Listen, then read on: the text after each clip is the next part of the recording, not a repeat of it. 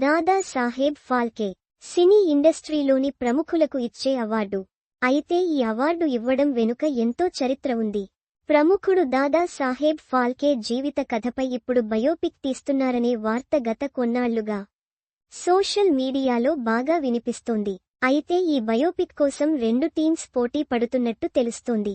దర్శకధీరుడు రాజమౌళి సమర్పణలో ఎస్ కార్తికేయ, వరుణ్ గుప్తా నిర్మాతలుగా నితిన్ కక్కర్ దర్శకత్వంలో ఈ బయోపిక్ ను రానుందని టాలీవుడ్ నుంచి వార్తలు వినిపిస్తున్నాయి. ఈ బయోపిక్ లో ఎన్టీఆర్ హీరోగా నటిస్తాడని కూడా టాక్. ఇదే బయోపిక్ ఆమీర్ ఖాన్, రాజ్ కుమార్ హిరానీ కాంబినేషన్లో రూపొందనుందని బాలీవుడ్ నుంచి వార్తలు అందుతున్నాయి.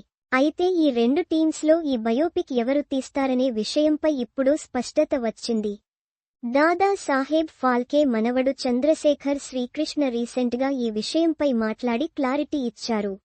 ఈ బయోపిక్ రాజమౌళి సమర్పణలో వస్తుందనే వార్తలు తాను కూడా విన్నానని, కానీ ఇప్పటివరకు ఆయన నుంచి ఎవరూ తనతో మాట్లాడింది కానీ, సంప్రదించింది కానీ లేదని తెలిపారు.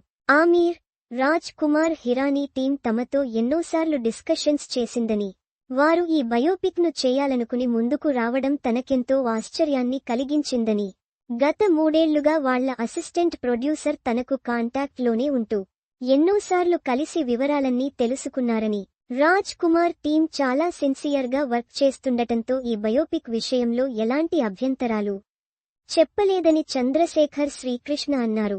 ఆమీర్ లాంటి గొప్ప నటుడు దాదాసాహెబ్ ఫాల్కేగా నటించడం ఎంతో ఆనందంగా ఉందని చెప్పిన ఆయన, ఆమీర్ పక్కన దాదాసాహెబ్ భార్య సరస్వతిబాయి ఫాల్కే పాత్రలో విద్యాబాలన్ను తీసుకోవాలని అభిప్రాయం వ్యక్తం చేశారు.